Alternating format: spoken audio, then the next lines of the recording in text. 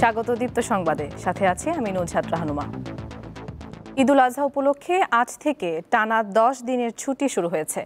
প্রিয়জনের সাথে ঈদ উদযাপনে গ্রামে ফিরছেন কর্মজীবী মানুষ। বাস, ট্রেন ও লঞ্চে বেড়েছে যাত্রী চাপ। অতিরিক্ত যানবাহনের চাপে ঢাকা টাঙ্গাইল যমুনা সেতু মহাসড়কে প্রায় 23 কিলোমিটার এলাকায় যানবাহন চলছে ধীর গতিতে। গতরাত থেকে যমুনা সেতুর টোল প্লাজা থেকে রাবনা পর্যন্ত এই যানজটের সৃষ্টি হয়। এতে উত্তরাঞ্চলের হাজারো মানুষের চরম ভোগান্তি পোহাতে হচ্ছে। চালক ও যাত্রীরা জানান, ভোররাত টাঙ্গাইলের নগর জালফই বাইপাস থেকে যানজট পেয়েছেন তারা। এলেঙ্গা পর্যন্ত 13 কিলোমিটার সড়ক অতিক্রম করতে 2.5 ঘন্টার বেশি সময় লেগেছে। যানজট এড়াতে কাজ করছে পুলিশ ও অন্যান্য আইন শৃঙ্খলা বাহিনীর সদস্যরা। যমুনা সেতুর পরে সিরাজগঞ্জের হাটিকুম্বল পর্যন্ত সড়কে যানবাহন চলছে ধীর গতিতে, ফলে ভোগান্তিতে পড়েছেন ঘরমুখো মানুষ। সড়কের সবশেষ অবস্থা জানাতে সিরাজগঞ্জ থেকে যোগ দিচ্ছেন সহকর্মী সিরাজুল ইসলাম। সিরাজুল, যমুনা সেতুর পর যানবাহন ধীর গতিতে চলার কি কারণ এবং যানজট পরিস্থিতির উন্নয়নে প্রশাসনের কোনো উদ্যোগ আছে কিনা আমাদেরকে জানাবেন। হ্যাঁ নুজহাত, আপনাকে জানিয়ে রাখি যে উত্তরবঙ্গের একমাত্র প্রবেশদ্বার সিরাজগঞ্জের মহাসড়ক।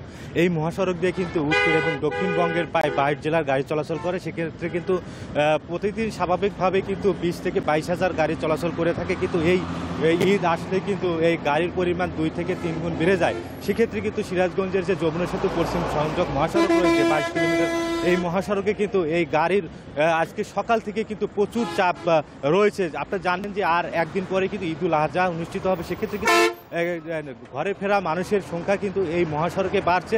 সকাল থেকেই আমরা যেটা দেখেছি যে এই সিরাজগঞ্জের যমুনা সেতু পশ্চিম সংযোগ মহাসড়কের যে গোল চত্বর থেকে হাটিকুমরুল পর্যন্ত যে উত্তরবঙ্গী লেন রয়েছে, সেই উত্তরবঙ্গী লেনে কিন্তু গাড়ির প্রচুর চাপ রয়েছে। তবে কিন্তু ওই লেনে কিন্তু গাড়ি ধীর গতিতে, আবার কিছু কিছু জায়গায় স্বাভাবিক গতিতে গাড়ি চলাচল করছে। কিন্তু একটা বিষয় আপনাকে জানিয়ে রাখি যে বগুড়া থেকে যে ঢাকাগামী যে লেনটি রয়েছে, অর্থাৎ যমুনা সেতুর যে সায়দাবাদ এলাকা থেকে যমুনা সেতুর গোল চত্বর পর্যন্ত থেকে 3 থেকে 4 কিলোমিটার যে রোডটা রয়েছে, সেই রোডে কিন্তু গাড়ির প্রচুর চাপের কারণে এখানে যানজট লেগে আছে। এবং দেখা যাচ্ছে যে যমুনা সেতুর টোল প্লাজায় কিছুটা টোল নিতে দেরি হওয়ার কারণে কিন্তু এই লেনটি বন্ধ করে রাখা হয়েছে। সেই কারণে কিন্তু এই যে লেনে যারা আসলে যাত্রী এবং চালকরা রয়েছে তারা কিন্তু চরম ভোগান্তি রয়েছে। আর একটা যেটা আপনি বললেন যে মহাসড়কে নির্বিঘ্ন করতে আসলে প্রশাসন কি ব্যবস্থা নিয়েছে, আমি কথা বলেছিলাম যে বগুড়া হাইওয়ে পুলিশের যে পুলিশ সুপার রয়েছে শহীদুল্লাহ, তিনি আমাদেরকে জানিয়েছেন যে হাইওয়ে পুলিশের পাশাপাশি বগুড়া জেলা সিরাজগঞ্জ জেলা পুলিশ এবং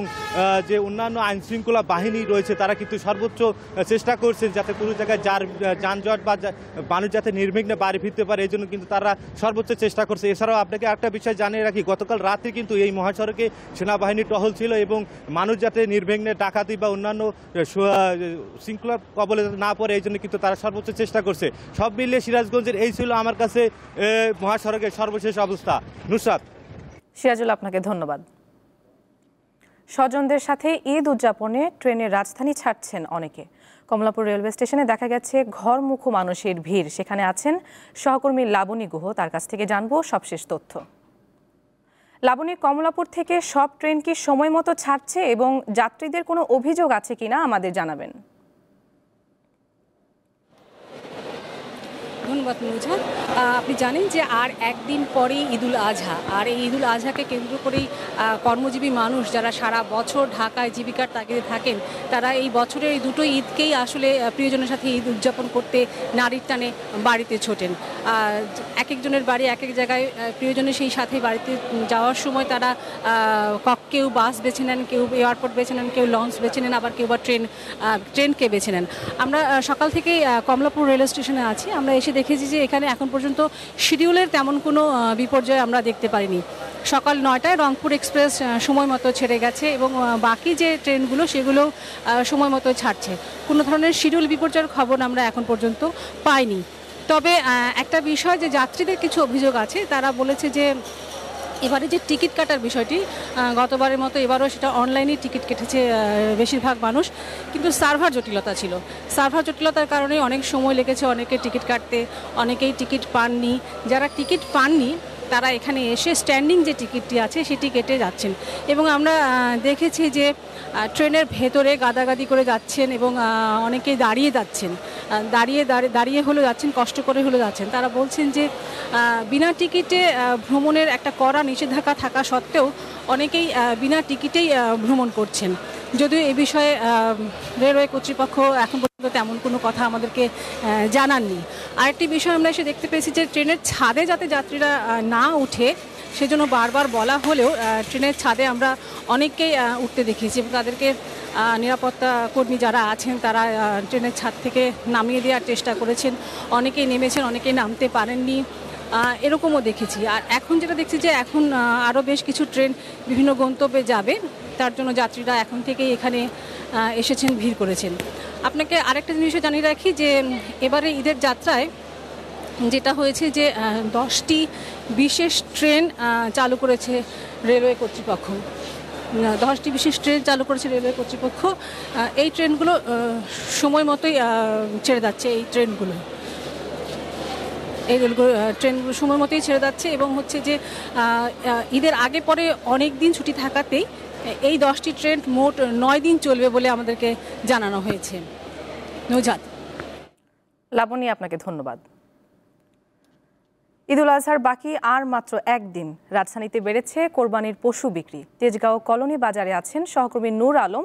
কোরবানির পশু বিক্রির তথ্য জানাতে সরাসরি যোগ দিচ্ছেন তিনি।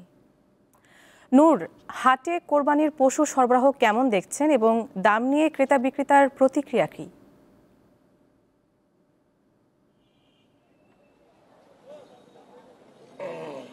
হ্যাঁ নুসরাত, আপনি জানেন যে ঢাকার যে দুটি সিটি কর্পোরেশন রয়েছে, সিটি কর্পোরেশনের ছোট বড় মিলিয়ে এবারে যে কোরবানির যে পশুর হাট মোট 21টি হাট বসেছে। এর মধ্যে ঢাকা উত্তর সিটি কর্পোরেশনে 13টি এবং ঢাকা দক্ষিণ সিটি কর্পোরেশনের 9টি, অর্থাৎ মোট যদি সেই হিসাবটা বলতে চাই সেটা হচ্ছে 21টি হাটের মধ্যে রাজধানী যে তেজগাঁও কলোনি বাজার রয়েছে সেই তেজগাঁও কলোনি বাজার কিন্তু একটি অন্যতম। আমরা সকাল থেকে কিন্তু এই বাজারে অবস্থান করছি এবং আপনার মাধ্যমে দর্শকদের একটি বিষয় নিশ্চিত করতে চাই, সেটা হচ্ছে যে আমরা যেটা দেখেছি আসলে গরু কিন্তু এখনো যেহেতু সময় বাকি রয়েছে, দেশের বিভিন্ন প্রান্ত থেকে খামারি থেকে কৃষক তার সব পর্যায়ের গরু কিন্তু এখনো কিন্তু হাটে প্রবেশ করছে। তবে সরবরাহের কোনো ঘাটতি আমরা এখনো দেখছি না, কেন গরু এত পরিমাণ।